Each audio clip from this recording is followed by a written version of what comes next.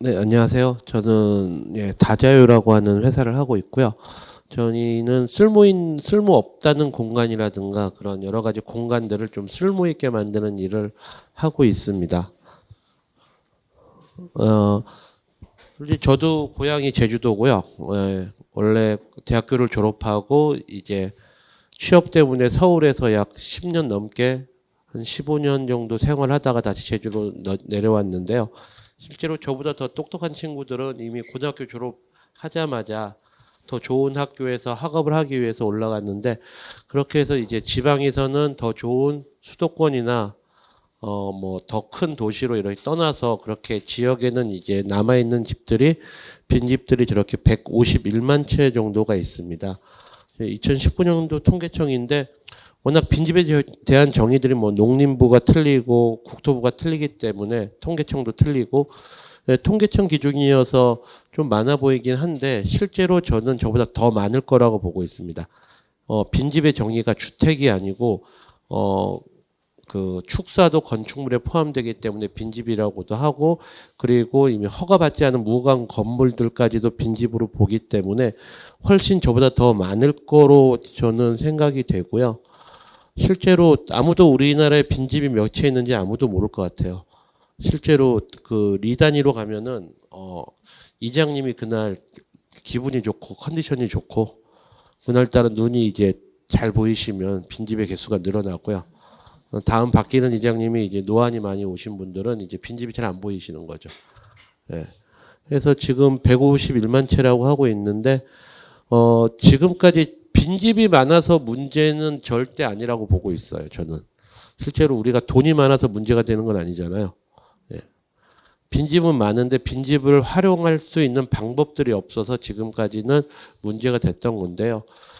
실제로 공공에서는 사유재산에 어떻게 권리를 행사할 수가 없어요. 왜냐하면 남의 재산이기 때문에. 우리나라는 이제 자본주의 국가이기 때문에 남이 사유재산을 어떻게 함부로 공공에서 할 수가 없거든요. 그런데 그러면 국가에서 매입을 하면 괜찮은데, 문제는 또 고향의 집이라고 매입을 안 해요. 이제 매매를 안 하는 거죠. 언젠간 내가 돌아갈 고향의 집이기 때문에, 혹은 부모님이나 조부모님이 살던 곳이고, 또 우리나라 정서는 약간 틀리게 이제 또 서울에 살고 있는 이제 자손이 팔아버리면 이제 동네에서 또 욕을 먹기도 하고 친척들이 뭐라 하기도 할 수가 있기 때문에 잘 안 파는데, 저희는 그 지점에서 그 이전까지는 우리나라가 비즈니스, 공간 비즈니스 하려면 무조건 매매를 하거나 아니면 돈을 주고 임대를 했어야 됐어요, 지금까지는. 근데 저희가 2017년도 했을 때 그 중간에 있는 지점을 저희가 공략을 해서 방치된 빈집을 갖고 있는 사람들에게 관리도 안 되는 거 우리가 관리도 해두고 예쁘게 해드릴 테니까 10년 무료로 빌려달라고 했어요.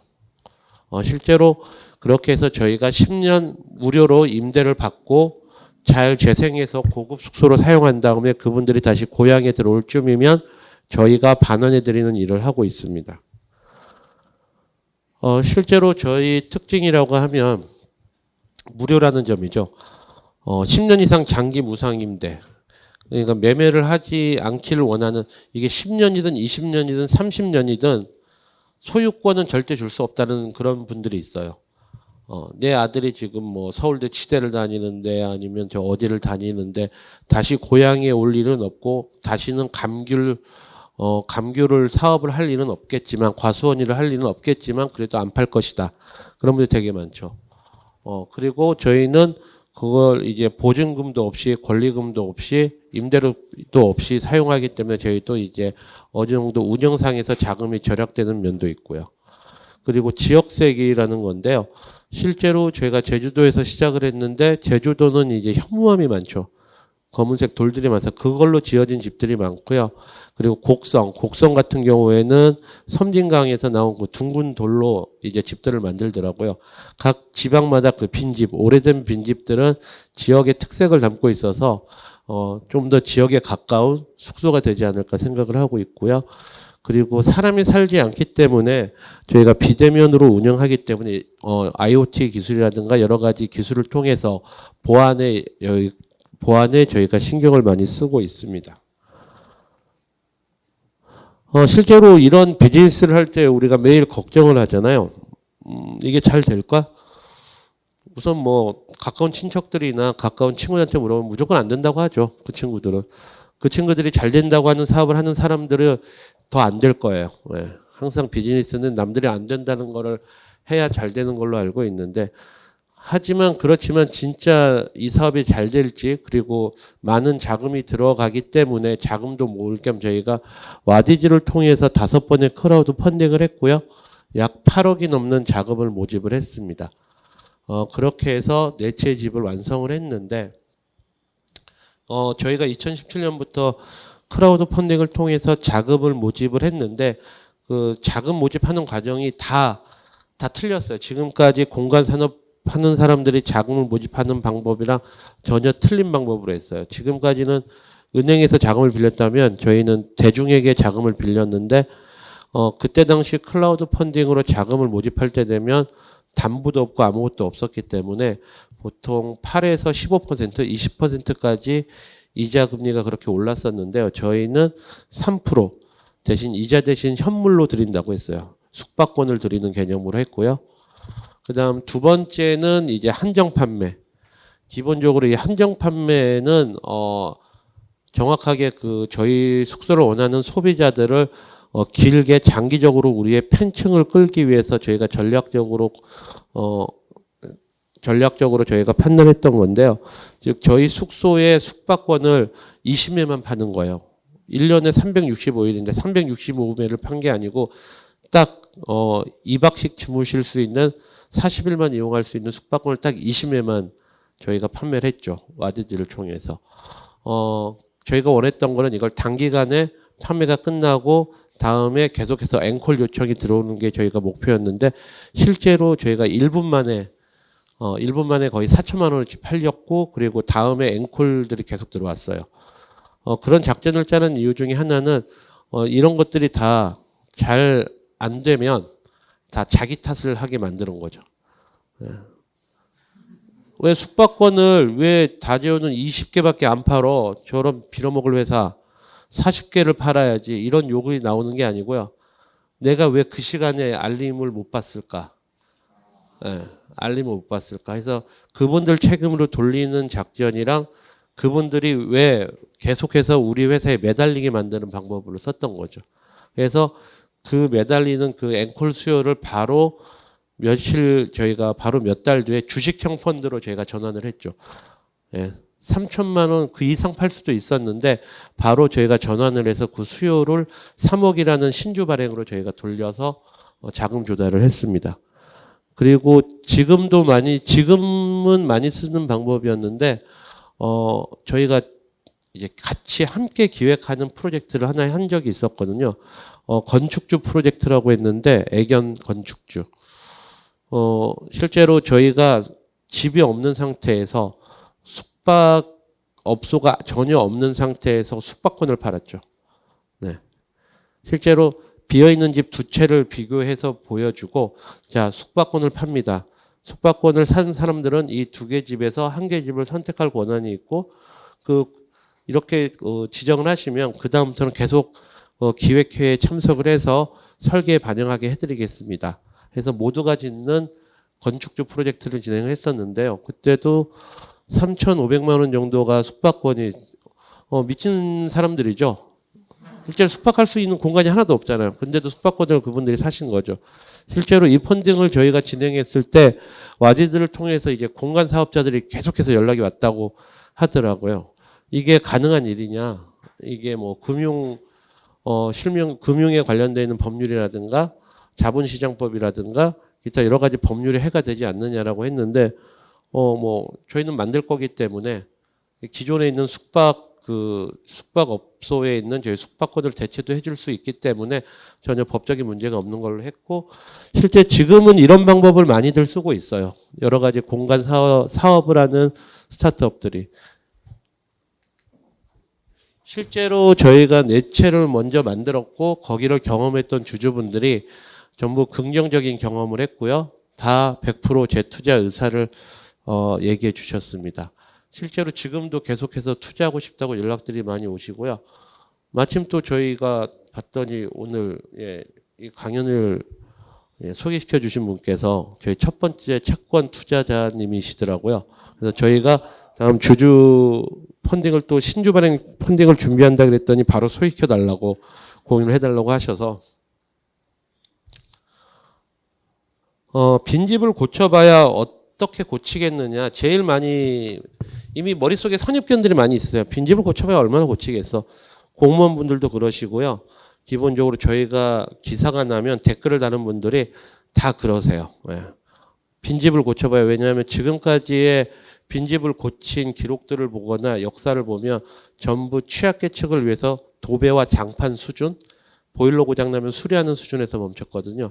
그래서 저희는 완벽하게 고치고 있습니다. 한번 보시겠습니다.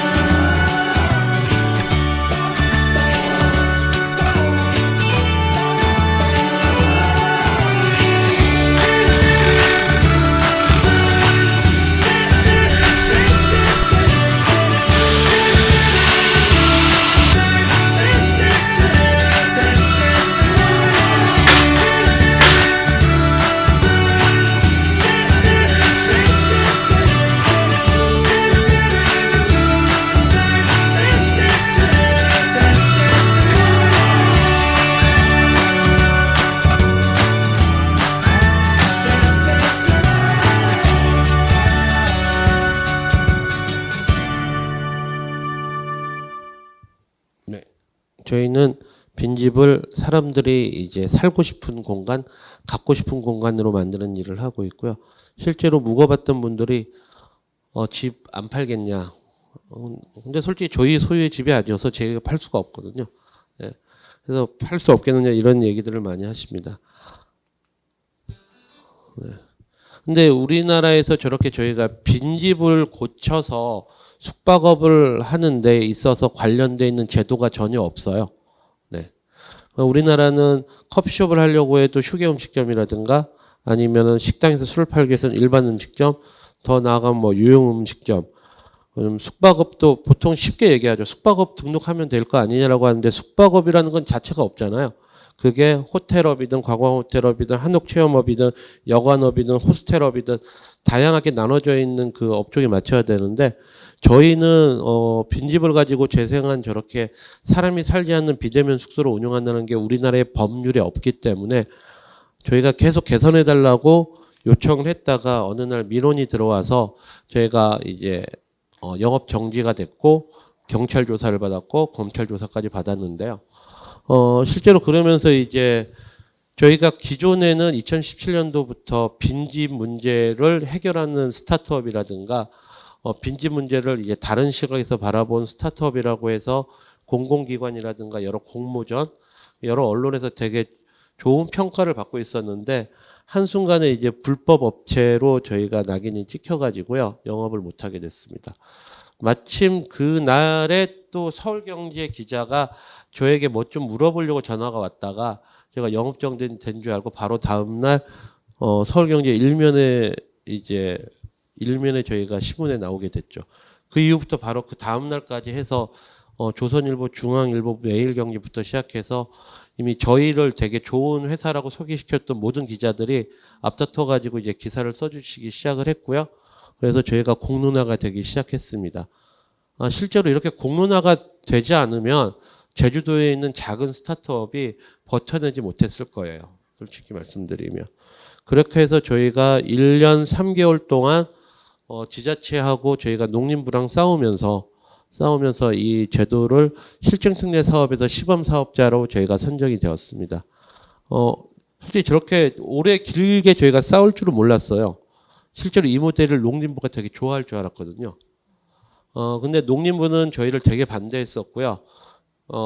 거꾸로 국토부와 문체부에서 되게 좋아해 주셨어요.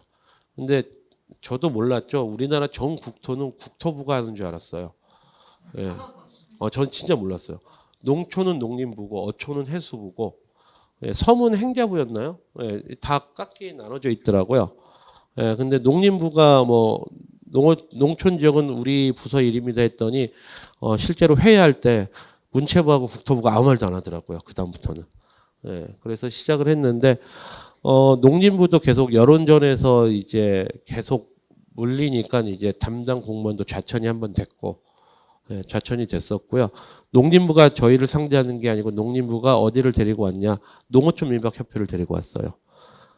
이제부터는 타다와 택시처럼 이제 저희 회사와 농어촌 민박협회가 이제 싸움이 시작이 됐는데 그분들이 저희를 뭐 오케이 해줄 일은 없죠. 그래서 지루하게 싸움이 됐습니다. 계속 싸움이 되다가 제가 공무원 한 분이 좌천됐다고 했잖아요.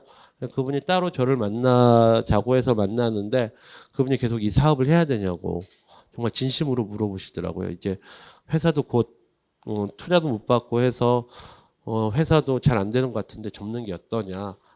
그분은 진짜 진심 어린 걱정을 해주셨어요. 네, 해주셨는데 제가 거꾸로 물어봤어요. 아니 도대체 뭐라고 보고서를 올리길래 제가 들은 정보에 의하면 농림부 장관님도 우리 회사를 싫어하시냐. 네. 아니 장관님이 뭐 저희 와서 묵어봤겠어요? 본 적도 한 번도 없을 텐데 도대체 뭐라고 보고서에 올리냐 했더니 저희는 빈집을 재생한 비대면 숙소라고 얘기했더니 그분들은 보고서에 기업형 불법 무인텔이라고 올리시더라고요. 네. 와우. 회장님 와우. 반응이 아주 예. 진짜 한 개의 그 사물을 다른 각도로 생각할 수 있는 게 좀 놀랍고요. 솔직히 저도 만약에 저희 직원들이 어떤 건에 대해서 보고서가 올라올 때 기업병 불법 무인텔이라고 올라오면 그 사업 접으라고 하겠죠. 예, 그 사업 접으라고 하겠죠. 결국 이제 싸움이 계속 진행되다 보니까 이제 어디가 나섰냐면 기재부가 나섰어요. 왜냐하면 타다꿈 때문에 너무 여론이 안 좋았잖아요.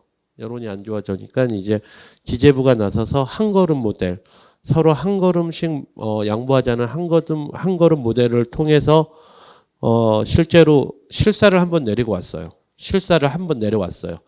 그 전까지 단 한 번도 실사를 내려온 적이 없었거든요. 그래서 기재부 직원이 와서 자 기업형 불법 무인텔을 보자라고 했는데 진짜 마당이 있고 벚나무가 있고 되게 아기자기한 옛날 집이 하나 있는 거예요. 그리고 시설도 잘 돼 있고 그리고 뭐 S온을 쓰니까 보안은 잘 돼 있잖아요. 네. 그렇게 해서 이게 뭐가 문제가 될까라고 했고 그 다음부터 이제 기재부 주관으로 해서 저희 이제 시범 사업, 특례 사업자를 만드는 일들을 진행을 했는데 이게 각 부처에서 숟가락을 하나씩 얻기 시작하면서 이게 또 다시 문제가 되기 시작했어요. 예. 이게 그냥 처음부터 이제 과기부의 ICT 규제 샌드박스로 갔으면 3월달 아니면 끝나는 건데 이제 그때부터 이게 풀릴 기미가 보이니까 대통령 직속 사차위에서 한번 숟가락을 얹어서 회의를 한번 더 하자고 하고 그리고 기재부가 나섰기 때문에 기재부는 또 회의를 몇 번 거쳐야 된다는 규정이 있더라고요. 그래서 결국엔 코로나 때문에 회의가 또 계속 지연되다 보다가 결국엔 9월 달이 되어서 끝났는데 실제로 1월 달부터 9월 달까지는 계속 희망 고문이었죠. 이미 12월 달에 얘기됐으니까 풀렸어라고 했는데 이게 계속 절차를 따라야 된다는 이유만으로 9월 달까지 저희가 그래서 1년 6개월 동안 이제 매출 없이 계속 저희가 직원 내보내고 그러면서 이제 버티고 있었죠. 실제로 그러면서 저희가 힘을 얻은 게 저희 크라우드 펀딩으로 성장을 했다고 했잖아요. 거기 있던 주주분들이 그냥 들고 일어섰죠. 그리고 저희 기사를 보고 있던 분들이 다시 크라우드 펀딩을 열어라. 너네 버틸 돈을 우리가 마련을 해줄게. 해서 그분들이 3억을 모아주셨고 그리고 또 1년이 지나서 돈이 다 떨어졌을 테니 또 모아준다고 하셨는데 그때는 저희가 너무 염치가 없어서 그 돈을 못 받겠다. 그냥 더 버텨보겠다라고 해서 한 2개월을 더 버티고 나서 시범 사업자가 되었습니다. 시범 사업자가 됐으면은 이제 또 회사가 잘 돼야 되는데 폐업 직전까지 갔으니 이제 다시 새로 창업하는 기분으로 다시 시작을 하게 되는데 이것도 시간이 되게 오래 걸렸고요. 뿐만 아니고 이제 그냥 다 해줄 것처럼 했지만 실제로는 여러 가지 또 제약이 있습니다. 빈집이라 되고요. 이건 당연한 거고요. 30% 중축 가능. 네. 왜 중축을 왜 기존의 집의 30%라고 제한을 가는지 모르겠어요. 예. 기본적으로 농어촌 민박 기준인 230제곱미터 이하로 중축을 해야 된다라든가 여러 가지 기준점이 있었을 텐데, 원래는 이것도 10%만 중축하라고 그랬어요. 그래서 너무 내가 옛날 집은 너무 작고 화장실도 외부에 있으니까 내부에 끌어들이게 되면 너무 작으니 늘려달라고 했던 게 30%고요. 그리고 전국에 50채까지만 할 수 있습니다. 와우. 와우. 예. 이것도 별 어떤 근거나 이런 게 없었어요. 그냥, 야, 집 짓는데 한 채에 2억이 넘는데 너네 20채면은 40억인데 너네 40억 있어? 없잖아. 20채만, 와우. 뭐 이런 식으로 계속, 저는 그때 알았어요. 우리나라 정책들이 되게 어떤 근거나 자료를 가지고 뭔가 이루어지지 않는다는 걸 그때 알았어요. 네, 실제로. 네. 그렇게 해서 그냥 저희가 어떻게 우겨서 50채까지 하게 됐고요. 연 300일까지만 운영을 할 수 있고, 그리고 마을 기부금, 즉 매출의 1.5%를 마을 기부금으로 주게 되어 있습니다. 실제로 우리나라에 독채 민박이 되게 많잖아요. 그게 다 불법이에요. 민박은 저희가 걸렸던 부분이 거주하고 있는 주택에 하나여 직접 운영할 수 있다. 이게 농어촌 민박업법이거든요. 근데 저희는 농어촌 민박업이 아니고 빈집 재생 숙박업이다라고 우겼었고, 하지만 지금도 많은 분들이 저희와 비슷하게 독채 민박을 하고 있는데 사람이 살지 않고 그냥 한 가족이 가서 그 전체를 쓰는 거는 사람이 살고 있지 않잖아요. 예, 그렇기 때문에 불법입니다. 그래서 저희가 빈집을 활용한 유일한 합법적인 독채 민박 숙소라고 할 수 있고요. 그래서 저희는 거꾸로 생각했어요. 앞에 있던 여러 가지 특례 조건들, 그런 모든 조건들을 이제 저희 쪽에서 더 좋은 쪽으로 이제 활용해 보기로 했던 거죠. 기본적으로 50채밖에 못하니까 확장성에 이제 문제가 생겼겠죠. 투자사들도 저희를 항상 만나면 투자 거절하면서 이렇게 얘기하죠. 굉장히 흥미로운 모델이지만 확장성에서 문제가 있기 때문에 저희 회사와는 결이 맞지 않습니다라고 거절을 많이 당하는데요. 그러면 어떻게 할 것인가? 집에 좀 더 집중하기로 했죠. 집에 좀 더 집중하기로 했어요. 그래서 집 자체가 컨텐츠고 집을 만드는 과정도 컨텐츠고 그 모든 것이 컨텐츠라고 저희가 명명한 이후에 취향 프로젝트를 시작을 했어요. 즉 지금까지는 제 대표이사의 개인적인 취향에 따라서 집이 4채가 만들어졌다면 다음 집들은 그 취향을 엿보고 싶어하는 상대, 어떤 셀럽이라든가 전문가들의 그 취향들이 엿볼 수 있는 그런 집들을 만들어보자 해서 셀럽들의 취향이 담긴 공간으로 만들어보자라고 했고요. 그렇기 때문에 아까 저희가 1.5% 매출에 1.5% 기부하게 돼 있잖아요. 그런 것들을 그런 셀럽들이 저희가 모델료를 안 드리는 대신 그런 걸로 대신 기부하게끔 해서 저희의 단점들을 장점으로 이제 바꿔나가기 시작했습니다. 실제로 유승용 님이 처음에 시작을 해주셨는데요. 저희 크라우드 펀딩 주주기도 하시고, 그리고 저희 뜻에 공감하셔가지고 실제 설계 기획부터 시작해서 중간에 점검도 한번 오시고요. 마지막에는 공사가 끝났을 때 이분이 목공예를 좋아하시는데 이삿짐이 한 차가 내려왔어요. 실제로 자기가 보던 킹덤 대본부터 책, 도서, 그리고 뭐 여러 가지 목공예품, 그리고 미술 작품들까지 전부 내려왔는데 문제가 뭐냐? 너무 많이 내려보내 주신 거죠.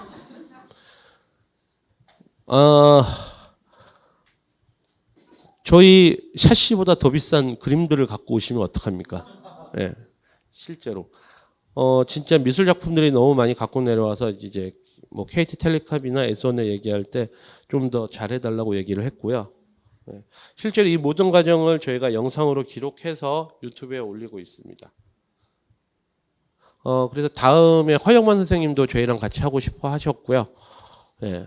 그리고 저희가 유흥준 전 문화재청장님을 섭외하려고 한 달에 걸쳐서 EBS 이사장님한테 얘기를 드렸는데 EBS 이사장님이 본인이 하시겠다고. 저희는 하지 마시고 소개를 시켜달라 그랬더니 내가 먼저 해보고 좋으면 네, 소개시켜주겠다. 꼭 본인이 하셔야겠다라고 하셔서 예, 유시준 이사장님의 지금 하시기로 하셨고요. 뿐만 아니고 다양한 분들이 계속 하고 싶어 하세요. 일반적인 그 건축 설계 하시는 분, 도시공학 하시는 분이라든가 여러 가지 경제 쪽에 계신 분들도 하고 싶어 하시고 저희는 나중에는 일반인 대상으로도 하려고 하고 있어요. 예. 그리고 저희가 BTS랑도 한번 접촉을 했었는데 BTS도 되게 이 프로젝트에 관심이 있었는데 집 하나하나는 이제 BTS에 비해서 너무 작다 이거죠. 예, 마을을 가지고 와라. 마치 영도 하나를 전체를 가지고 와라. 이런 느낌으로 얘기를 했는데 저도 뉴진스가 나온 이후로는 BTS에 큰 흥미는 없습니다. 나는. 네. 그리고는 쇼룸 프로젝트입니다. 공간을 구성하고 있는 모든 것들이 이제 쇼룸이 되는 거죠. 네. 실제로 이 아이디어는 저보다는 저희 고객들이 먼저 주신 거예요. 실제로 그분들이 저희 숙소에서 잠을 자면 꿀잠을 잤다고 하세요. 그래서 매트리스가 어디 거야? 침구 어디 거냐? 그릇이 어디 거야? 이런 것들을 계속 문의하고 매입을 시도하셨는데요. 이게 한 사람의 저는 처음에는 이게 약간 모델하우스처럼 보여지는 그런 숙소를 만들어야겠다라고 생각했는데 진짜 모델하우스처럼 필요한 것들에 대해서 얘기를 하시는 거예요. 그래서 실제로 다이슨하고는 이제 협찬 받으면서 마케팅 계약을 해서 올해까지 마케팅 계약을 했고요. 그리고 앞으로는 이제 LG전자, LG전자에서 저희 전 숙소에 대해서 LG전자 제품들이 들어옵니다. 해서 실제로 LG도 이제 마케팅 방향을 저희와 함께하면서 이제 경험 있는 마케팅, 경험 마케팅으로 하기로 했고요. 거기에 거창하게 LG 브랜드 하우스 이런 얘기도 안 붙이기로 했어요. 그냥 저희가 하고 있는 비즈니스에 그냥 잠깐 LG가 소리 소문 없이 와서 들어가 있는 것처럼 이제 하기로 했고요. 그리고 지역에 있는 제품들도 되게 좋은 제품들이 있는데 어디서 만나볼 기회가 없잖아요. CJ만 해도 이제 이마트에 있는 브랜드 만두를 저희가 구매하더라도 이제 먹어보고 구매를 하는데 지역에 있는 제품들은 영세에서 그럴 기회가 없는데 저희가 그런 제품들을 협찬을 받아서 웰컴 키트로 제공을 하고요. 드셔보시거나 경험하시고 구매까지 연결하는 구매 링크까지 QR 링크까지 저희가 드려서 QR 코드를 드려서 태블릿을 통해 주문할 수 있게끔도 저희가 만들어 드리고 있습니다. 나중에는 저 부분은 저희가 단순하게 쇼룸을 넘어서 커머스까지 저희가 확장하려는 계획들을 가지고 있고요. 실제로 저희 가동률이 규제 이전에는 실제로 90% 이상 계속 넘어가고 있었습니다. 에어비앤비는 슈퍼호스트였고요. 부킹닷컴에서는 저희가 98점까지 올라가 있었는데 6월달 저희가 민원이 들어와서 딱 정지가 됐을 때 가동률이 딱 75%였어요. 그래서 저희가 지금까지 기록으로만 얘기하자면 75%의 기록 가동률을 가지고 있고요. 그리고 현재 10채의 집을 운영 중에 있으면서 그리고 지금 3채 공사 중에 있고요. 그리고 전국 단위에서 350채가 넘는 빈집들이 의뢰가 들어오고 있습니다. 저희는 첫 번째 집만 빈집을 빌려달라고 얘기를 했지 그 다음부터는 빌려달라고 저희는 얘기해 본 적이 없어요. 다 바이럴을 통해서 언론을 통해서 저희를 보시고 연락들이 오고 계십니다. 그리고 15개가 넘는 지자체에서 함께 하자고 연락들이 계속 오고 있고요. 그리고 지역에 있는 기업들부터 시작해서 함께하는 기업들의 수가 50개의 회사가 넘어가고 있습니다. 실제로 노르페인트도 저희에게 ESG 경영 및 마케팅 활동의 일환으로 저희 들어가는 모든 숙소에 있는 페인트가 다 무료로 제공이 되고 있고요. 지금 저희가 노리고 있는 거는 시스템 창호입니다. 창호 값이 너무 비싸서 이거는 LG전자에서 지금 하우시스 소개시켜 주기로 하셨고요. 그리고 났더니 이제 또 저희가 또 필요한 게 콘크리트. 지역 레미콘 업체를 어떻게 구슬릴 것인가 지금 고민 중에 있습니다. 여기 온 김에 이제 건축도, 설계도. 저희가 처음부터 한 거는 반드시 빈집 프로젝트를 숙박업만 하는 회사가 되겠다는 건 아니었어요. 이제 쓸모없는 공간을 쓸모있게 만드는 일을 하는 회사이기 때문에 숙박업을 시작으로 했지만, 차후에는 주거공간까지 저희가 한번 해보려고 하고 있고요. 이렇게 빈집 프로젝트로 하는 숙박이 10개, 20개, 30개, 50개가 된다면 이제 구독 서비스라든가 아니면 고급 회원권을 발행하는 그런 별장 숙소가 될 수 있을 거라고 보고 있고요. 이후에는 공간 마케팅이라든가 커머스를 통해서 저희가 플러스 알파의 수익을 얻을 수 있을 거라고 보고, 뿐만 아니고 지금 계속해서 저희에게 요청이 들어오는 게 기업 별장이에요. 워케이션 숙소가 있는데 호텔은 싫고 직원 복지로 쓰고 싶은데 대명 리조트는 싫어. 우리는 스타트업이야. 우린 돈 많아. 우린 배달의 민족이야. 야, 우린 토스야. 우린 인공지능 자율주행하는 데인데 남들 똑같이 하는 것처럼 LG 삼성처럼 그런 대명 리조트에 가기 싫어. 좀 특별한 숙소가 원해 해서 계속 저희한테 연락들이 오거든요. 그러면서 기업 별장에 대한 수요도 있어서 이런 식으로 해서 제가 워케이션 공간이라든가 혹은 빈집이나 빈 건물이 반드시 숙박으로 쓰이기에 적당하지 않은 공간이 있잖아요. 하지만 이게 F&B나 근린으로 보기에는 되게 좋은 공간. 그런 식으로 해서 공간을 쓸모 있게 만들면서 F&B라든가 주거 공간 운영까지 저희가 확대해 나가려고 하고 있습니다. 실제로 저희가 그러면서 왜 그런 분들이 있어요. 왜 남의 부동산에 왜 회사 돈을 그렇게 많이 들여서 고쳐주느냐. 거꾸로 생각하면 저희는 10년 동안 임대료를 안 내는 공간 회사죠. 네, 거꾸로 보면은. 네. 왜 그것들을 반드시 매입을 해야 되는지도 모르겠고요. 왜 보증금 권리금을 내면서 장사를 하는지 모르겠어요. 저희는 350개가 넘는 전국에서 영등포 시장의 골목에 있는 모텔까지 공짜로 빌려줄 테니 너 알아서 해라라고 하는 그런 부동산들이 되게 많이 있거든요. 실제로 저희 워케이션 예정지 같은 경우는 한라산 중턱 쪽에 있는데요. 거기 있는 한양대 재단의 목장 땅에 있는 한 10개의 창고가 있었어요. 소를 키우던 창고. 네, 실제 보면 창고. 저게 주택으로 전환만 되면 저 한라산 중턱이라도 숙박업을 할 수 있는 회사가 우리나라에 딱 하나 있죠. 저희 회사. 저희는 빈집을 가지고 숙박업을 할 수 있는 회사니까 어찌 보면 가장 큰 혜택이죠. 그래서 이걸 워케이션을 한번 만들어 보자고 먼저 저희가 왔는데 계속 얘기 중에 있고요. 이거는 저희가 이번에 현물 투자가 들어오는 땅인데 이런 것들도 지금 아산나눔재단이나 이런 데랑 연락을 취해서 함께 해볼까라고 해서 논의 진행 중에 있습니다. 뿐만 아니고 또 계속해서 땅을 10년 이상은 빌려주시겠다는 분들이 되게 많아요. 가장 최근에 들어온 거는 2주 전에 들어온 이제 킹덤 아신전 촬영했던 장소. 네. 전지현은 이제 더 이상 없습니다. 네, 전지현 더 이상 없는데 되게 뷰가 예쁘더라고요. 10년 동안 뭐 알아서 해봐라 라고 했는데 거기서 뭔가 해볼 수 있지 않을까라고 생각을 하고 지금 블루보틀이 있는 제주도에 블루보틀이 있는데 그 근처에 땅을 소유하고 있는 몇몇 분들이 이제 저희한테 연락이 오고 계시죠.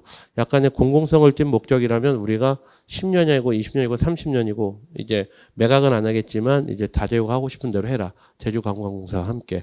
그래서 관광공사 사장님 통해서 연락이 온 적도 있습니다. 실제로 우리나라에서 제일 예쁜 숙소들은 다 어디 있을까요? 인스타그램하고 에어비앤비에 있는데 그게 다 불법이기 때문이죠. 그래서 저희가 가장 합법적인 독채 숙소여서 하나투어나 캐플릭스 같은 여행 플랫폼들이 프로젝트 투자를 들어와서 독점 권한을 가지고 갔고요. LG전자나 일룸, 지금도 일룸이랑 브랜드하우스를 만들면서 지금 철거 작업에 들어갔습니다. 일룸 입장에서는 이제 브랜드하우스, 이제 성수동에 팝업 스토어 하는 것도 너무 짧잖아요. 저희랑 하면 10년 동안 갈 수도 있기 때문에 일룸이랑 브랜드하우스를 만들고 있고 LG전자와도 이제 마케팅 관점과 ESG 경영 관점에서 같이 들어오고 있고요. 지금 우한 청년들이 올해 200박 직원 복지용을 한번 써봤는데 반응이 너무 좋아서 지금 내년도 1200박을 지금 얘기 중에 있고요.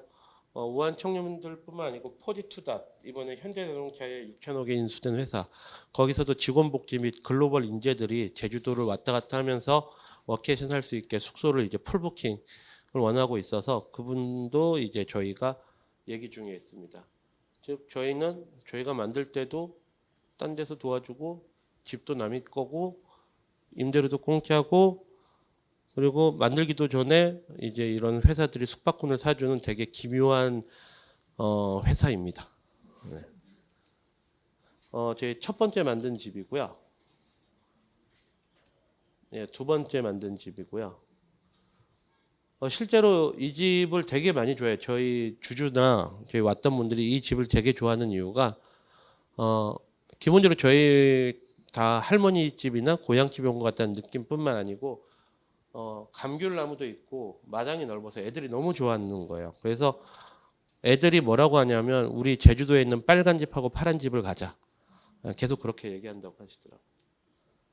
이거는 세 번째 만든 집이고 영상에서 나왔던 집입니다. 뒤에 있는 자꾸지는 되게 애매하게 건축사랑 설계를 했어요. 정말 애매한 걸 한번 만들자. 예. 우리 입장에서는 무릎밖에 안 오지만 애들 입장에서는 목까지 잠기면서 푹 놀 수 있는 딱 애매한 사이즈의 풀장을 만들자 했죠. 저기를 만들면서 저희가 상상했던 건 저기에 앉아서 저희가 여름에는 시원한 이제 화이트 와인, 쇼비뇽 블랑이랑 이런 것들을 저희가 이제 발만 담궈서 먹을 수 있거나 겨울에는 이제 어른들이 오뎅탕에 따끈한 정종 마실 수 있는 그런 공간으로 상상하면서 만들었고요. 여기는 네 번째 집이고 그 바로 옆집이고요. 오래된 양옥을 고쳤고요.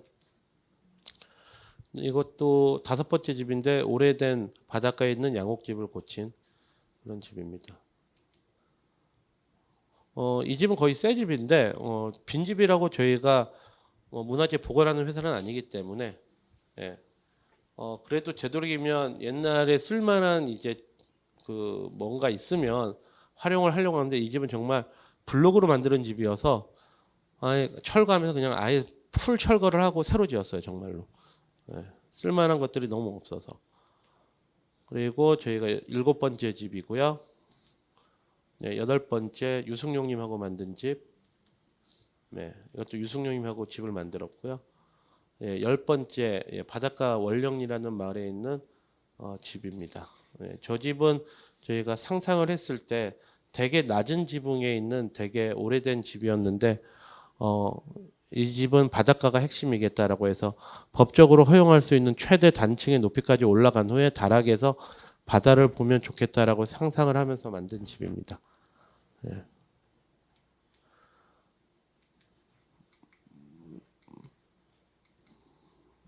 네.